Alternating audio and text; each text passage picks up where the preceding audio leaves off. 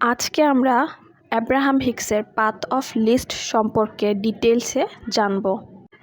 কারণ Abraham Hicks সবসময় আমাদেরকে আমাদের path of least resistance follow করতে বলে। কারণ আমরা যদি পাথ অফ লিস্ট রেজিস্ট্যান্স সঠিকভাবে ফলো করতে পারি তাহলে আমাদের ডিজায়ারগুলো আমরা ইজিলি পাবো। অ্যাব্রাহাম হিক্স বলেছেন path of least resistance follow করাই হচ্ছে পাথ অফ অ্যালাউইং।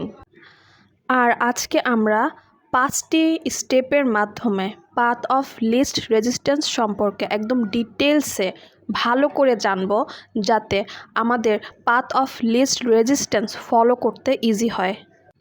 এই জন্যই পাথ অফ লিস্ট রেজিস্ট্যান্স সম্পর্কে ভালোভাবে জানার জন্য ও বোঝার জন্য এই 5টি স্টেপ শেষ পর্যন্ত ফলো করতে থাকুন। আমাদের 1 নম্বর স্টেপটা হচ্ছে পাথ অফ লিস্ট রেজিস্ট্যান্স কী। তো পাথ অফ লিস্ট রেজিস্ট্যান্স কী এটা জানার আগে আমরা একবার বুঝে নেই যে রেজিস্ট্যান্স কী। রেজিস্ট্যান্স মানে হচ্ছে বাধা, অর্থাৎ যখন আমরা নিজেরাই নিজেদের নেগেটিভ থটস, নিজেদের নেগেটিভ চিন্তা ভাবনা দিয়ে আমরা আমাদের নিজেদের ডিজায়ারগুলোকেই আমাদের কাছে আসতে যখন বাধা সৃষ্টি করি, তখনই এটাকে বলা হয় রেজিস্ট্যান্স। নিজের ডিজায়ার অ্যাচিভ করা নিয়ে যে কোনো নেগেটিভ ফিলিংস এবং ইমোশনসকেই রেজিস্ট্যান্স বলা হয়।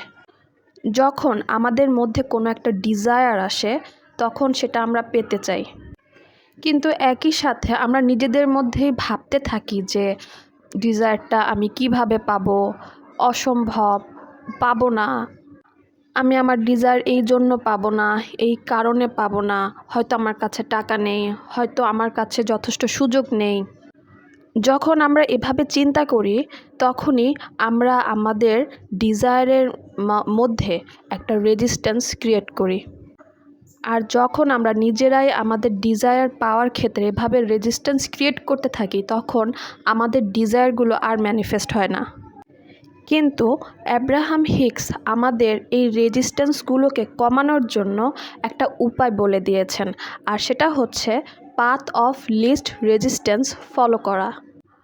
অর্থাৎ পাথ অফ লিস্ট রেজিস্ট্যান্স হচ্ছে এমন কিছু কাজ করতে থাকা বা এমন কিছু অ্যাকশন নিতে থাকা যেগুলো করলে আমাদের রেজিস্ট্যান্স কিছুটা কমে যায়।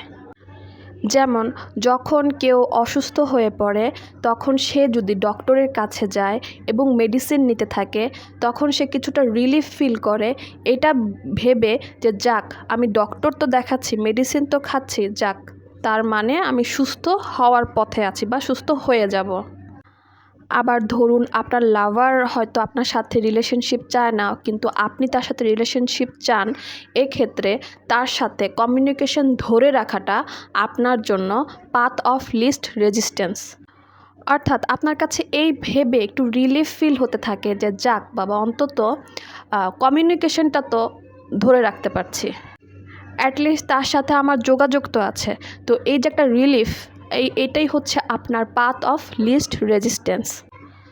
আর প্রত্যেক ব্যক্তির যার যার সিচুয়েশন অনুযায়ী তার path of least resistance different হয়ে থাকে। আপনার বর্তমান অবস্থান থেকে এখন এই মুহূর্তে আপনার পাথ অফ লিস্ট রেজিস্ট্যান্স কী এটা আপনাকেই খুঁজে বের করতে হবে। আমাদের 2 নম্বর পয়েন্টটি হচ্ছে পাথ অফ লিস্ট রেজিস্ট্যান্স কখন সামনে আসা শুরু করে। অবশ্যই আপনার ডিজায়ার সৃষ্টি হওয়ার পর ধীরে ধীরে পাথ অফ লিস্ট রেজিস্ট্যান্স আপনার সামনে আসতে শুরু করে। যখন আপনি প্রেয়ার করেন, মেডিটেশন করেন, নিজেকে সুদ করার জন্য কিছু না কিছু করেন, তখনই ধীরে ধীরে পাথ অফ লিস্ট রেজিস্ট্যান্স আপনার সামনে আসতে শুরু করে। আমাদের ইম্পর্ট্যান্ট 3 নম্বর পয়েন্টটি হচ্ছে সব ধরনের পাথ অফ লিস্ট রেজিস্ট্যান্সই কি আমাদের ডিজায়ার পূরণ করার পথে আমাদের নিয়ে যায়? উত্তর হচ্ছে না। যে কোনো পাথ অফ লিস্ট রেজিস্ট্যান্স আপনার কাছে আসছে এর মানে এই না যে এটাই আপনাকে আপনার ডিজায়ার পূরণ করার পথে অবশ্যই নিয়ে যাবে। পাথ অফ লিস্ট রেজিস্ট্যান্স হচ্ছে মূলত আমাদের ডিজায়ারগুলো পূরণ করার ক্ষেত্রে কিছু ভালো আইডিয়া, কিছু ভালো উপায়, কিছু ভালো এমন কোনো কিছু করা, এমন কোনো কাজ করা যেগুলো ফলো করলে আমাদের ফিল হয় যে এটা যদি আমরা করি তাহলে আমরা আমাদের ডিজায়ারগুলো পেতে পারবো। এক কথায় পাথ অফ লিস্ট রেজিস্ট্যান্স বলতে আমাদের কাছে যে আইডিয়াগুলো আসে, যে উপায়গুলো আসে, সেগুলোকেই বোঝানো হয়। কিন্তু আমাদের কাছে মাঝে মাঝে এমন কিছু ধরনের আইডিয়া বা উপায় আসে যেগুলোর উপর যদি আমরা কাজ করি সেগুলো কখনোই আমাদেরকে আমাদের ডিজায়ার ফুলফিল করার জন্য নিয়ে যায় না, সেই পথে আমাদেরকে নিয়ে যায় না। কিছু ধরনের পাথ অফ লিস্ট রেজিস্ট্যান্স আমাদেরকে দুঃখ, দুর্দশা অর্থাৎ ব্যাড ইমোশনসের দিকে নিয়ে যায়। কারণ অ্যাব্রাহাম হিক্স বলেছেন যে আমাদের ভর্টেক্স অনেকগুলো থাকে। আমাদের কোনো ভর্টেক্স আমাদের ডিজায়ার দিয়ে ফুল থাকে। সেই ভর্টেক্সে আমাদের জন্য অগণিত সুখ, আনন্দ, স্যাটিসফ্যাকশন, জয় এগুলো দিয়ে ভরা। আবার কোনো ভর্টেক্স আমাদের নেগেটিভ ইমোশনস দিয়ে তৈরি হয়ে থাকে, যেগুলো আমাদের ফেইলিয়ার, হতাশা, দুঃখ কষ্ট দিয়ে ভরা থাকে। এই জন্যই অ্যাব্রাহাম হিক্স বলেছেন যে আমাদের সব পাথ অফ লিস্ট রেজিস্ট্যান্সই আমাদের ডিজায়ার পূরণ করার পথে আমাদের নিয়ে যায় না। শুধুমাত্র আমাদের রাইট পাথ অফ লিস্ট রেজিস্ট্যান্সই আমাদেরকে আমাদের ডিজায়ার পূরণ করার পথে নিয়ে যেতে পারবে। আমাদের 4 নম্বর স্টেপটি হচ্ছে কিভাবে বুঝবেন যে এটাই আপনার right path of least resistance. যখন আপনার কাছে কোনো একটা পাথ অফ লিস্ট রেজিস্ট্যান্স বা কোনো উপায় বা আইডিয়া আসবে আপনার ডিজায়ার পূরণ করার ক্ষেত্রে, কারণ আইডিয়া তো আপনার কাছে আসবেই, এটা ইউনিভার্সেরই একটা ন্যাচারাল প্রসেস আপনার ডিজায়ারগুলো পূরণ করার জন্য। যখন আপনার কাছে কোনো পাথ অফ লিস্ট রেজিস্ট্যান্স বা কোনো আইডিয়া আসবে, তখন আপনি যদি মনের ভিতর থেকে আনন্দ ফিল করেন, ভালো ফিল করেন, হ্যাপি ফিল করেন, 100% শিওরিটি ফিল করেন যে হ্যাঁ, এই আইডিয়া অনুযায়ী যদি আমি পথ চলি তাহলে আমি আমার স্টেপ এ থেকে স্টেপ বিতে অবশ্যই যেতে পারবো, বা আমার গোল অবশ্যই এই পথে চললে আমি পেয়ে যাব।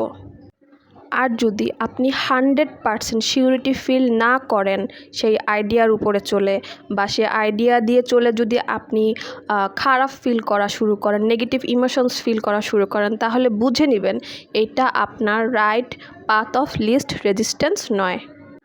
আমাদের 5 নম্বর স্টেপটি হচ্ছে রাইট পাথ অফ লিস্ট রেজিস্ট্যান্সের গুরুত্ব। আমাদের ডিজায়ারগুলো বাস্তবে নিয়ে আসার জন্য বা ফিজিক্যাল ম্যানিফেস্টেশন হওয়ার জন্য right path of least resistance follow করা খুবই জরুরি। কারণ পাথ অফ লিস্ট রেজিস্ট্যান্স হচ্ছে আমাদের যেই এনার্জি, সেই এনার্জি ফ্লো হওয়ার বা ফ্লো করার একটি গুরুত্বপূর্ণ মাধ্যম। অর্থাৎ আমরা যদি আমাদের ডিজায়ারের স্টেপ 1-এ থাকি তাহলে সেই স্টেপ এ থেকে স্টেপ বিতে নিয়ে যাবে এই পাথ অফ লিস্ট রেজিস্ট্যান্সে। অ্যাব্রাহাম হিক্স বলেছেন পাথ অফ লিস্ট রেজিস্ট্যান্স হচ্ছে ইউনিভার্সের একটি প্রসেস। আর ইউনিভার্সের এই প্রসেসের মাধ্যমেই একে তো আমাদের রেজিস্ট্যান্স যেমন কমে যায়, ঠিক একই সাথে আমাদের এনার্জি একটা মুভমেন্ট হয় ফিজিক্যাল ম্যানিফেস্টেশনের জন্য। আমাদের ম্যানিফেস্টেশন ফিজিক্যাল ফর্মে নিয়ে আসার জন্য right path of least resistance follow করা খুবই জরুরি। নিজের ইনটুইশনকে ফলো করা, নিজের গুড ফিলিংস এবং 100% শিওরিটির ফিলিংসগুলোকে ফলো করে এক মোমেন্ট থেকে অন্য মোমেন্টে যাওয়াই হচ্ছে path of least resistance. Path of least resistance follow করলে যেমন রেজিস্ট্যান্স চলে যায়, ঠিক একইভাবে ম্যানিফেস্টেশনও হতে থাকে।